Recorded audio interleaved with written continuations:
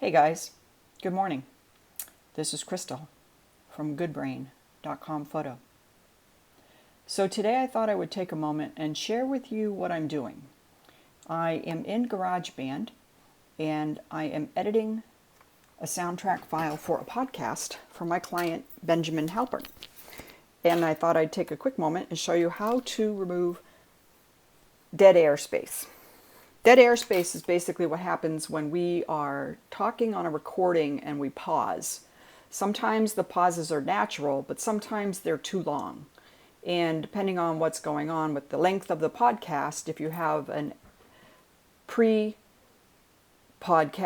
entry point soundtrack, what I call a backtrack, and or if you have something that you put at the end and the goal is to make the podcast a certain length, the way to help yourself from having to record and then re-record and then re-record is to edit those blank spots where it makes sense.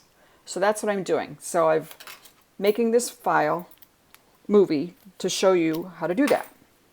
So I'm already in the middle of this particular podcast and I'm going to continue now. So I have to listen to it and I zoom up on the time zone. You can see that I've already done probably a little over half. These are my backtracks. So this is my entry point and this is my end point. Normally, as you can see when I imported the other ones, they're all pretty much in the same time period because we're working on a 5-minute podcast series. But these are all fluid and adjustable, and all I have to do to move one is to drag it forward and back. So if I talk about this particular one, this is the end file. I'm going to zoom up a little bit. I'm going to come over here and I'm going to visually represent the end of this soundtrack. And you can see that when it goes to the long line, that's a silent mode. Then I click up here, I hit play.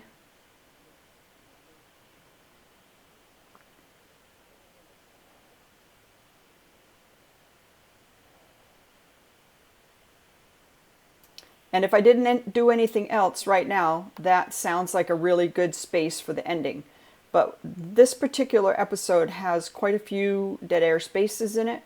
So what I'm looking for is when I zoom up and I look at the sound bar, the sound file itself, I'm looking for evenly spaced. Now the rest of this looks pretty good, so I'm probably going to leave it alone. But I wanted to make a note here. On the horizontal zoom, if you zoom up really high, you have to work fast on the soundbar, the timeline, sorry. This is known as the playhead. So anywhere this line is known as the playhead. So if I hit the space bar on my laptop, I'm on a Mac. Obviously GarageBand is an Apple product. But the concept works regardless of the application as far as simple editing goes. So I'm going to hit the space bar to hit play and I'm going to listen for a moment. And what I'm going to do is I'm going to visually watch what happens between these sound waves. And if I find anything that's a miscellaneous, very long gap, like here, I'm going to listen to what's going on right before, because sometimes this information is background noise. It could be a click. It could be the beginning of an inhale when someone goes to speak a word, which reminds me to mention, make sure that your make sure that your microphone is a good one and try to keep your inhaling extremely quiet. So doing a podcast on a regular basis and sitting and editing is what made me realize and recognize what a good sound file is. So the potential for when I get here, I can hear right here there's a hiccup in what he said. So I would slide my playhead back. I'm going to zoom up just a little bit more because I want to see really where the sound begins and ends. Listen again. So I'm going to take this out because it appears to be, it's almost exactly the same as this, and the word is discomfort. So between these two is what I'm looking to remove. So I'm going to click on this area of the bar. I'm going to do the shortcut, which is under the Edit menu. It's known as Split Regions at Playhead. The shortcut is Command T, so I already know that. So I'm going to do Command T, and you're going to see that it cuts it. Now I'm going to play again.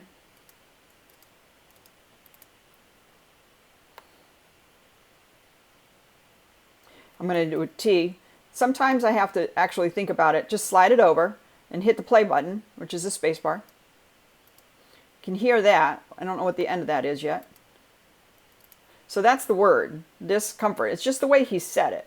So I don't actually have to split it there. So I'm going to hit the Command Z to back up, but I'm going to try and get ahead of it. So it's probably right here.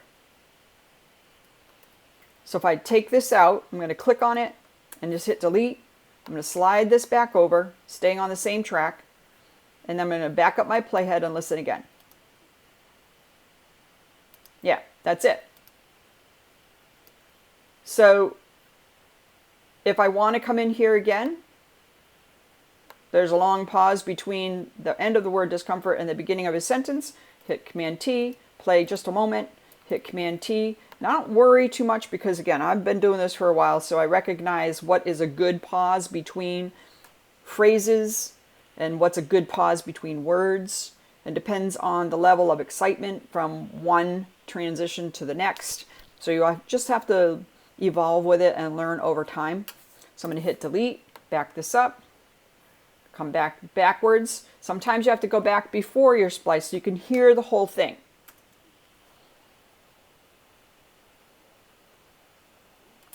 See, you can see here. So this particular one, I encouraged him when he is listening to or recording the next ones to caution on the long pauses. And that is, it's a natural thing as we're speaking because we're speaking from what we're thinking, unless we're reading something. So if we can get to a point in our conversation where it's very natural to us, that's all. Just trying to get it more as sounding natural as possible.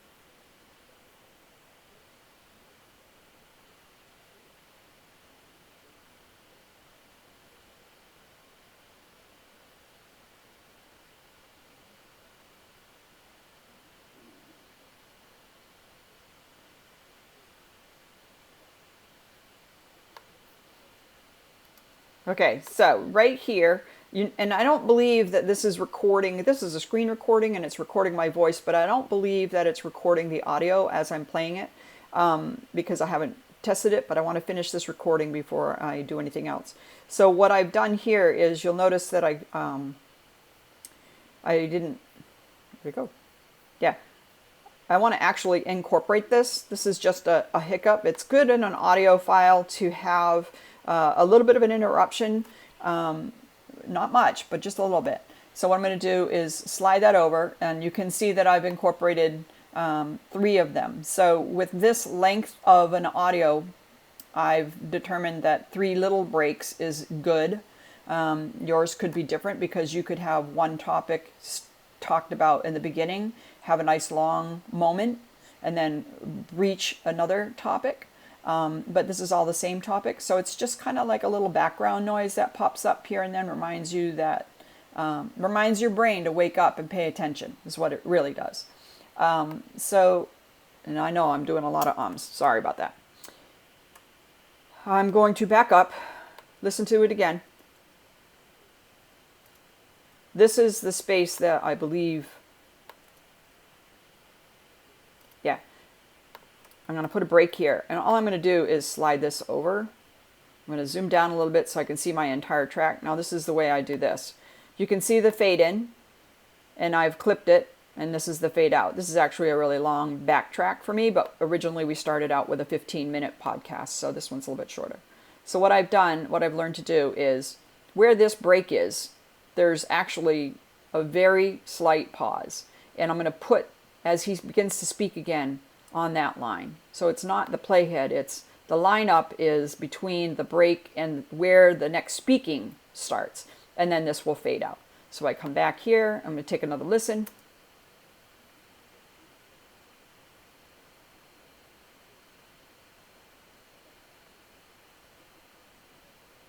Yep, that sounds good. And then I'm going to zoom down. And then potentially I might just skip over the rest of it. If I'm not looking for errors, I could just come back here and I can make sure that whatever the transition is going on into the music sounds good. So let's do that.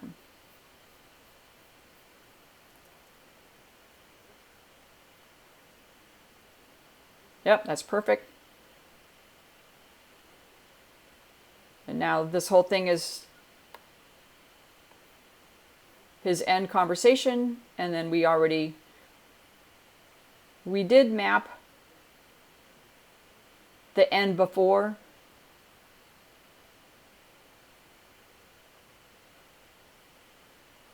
And this is good. We're under 5 minutes and 30 seconds, so that's perfect. We're going to leave it alone. I'm going to zoom down now. I'm going to make sure that all of my files are on this layer. I'm going to turn on the compression, which I forgot to do before. Turn down the highs. It sounded pretty good to me in general, so I don't need to worry about that. But commonly, if I'm in here doing something, you will find me down here really listening. You have to repeat and repeat and repeat. Sometimes it's very echoey depending on where he's recording.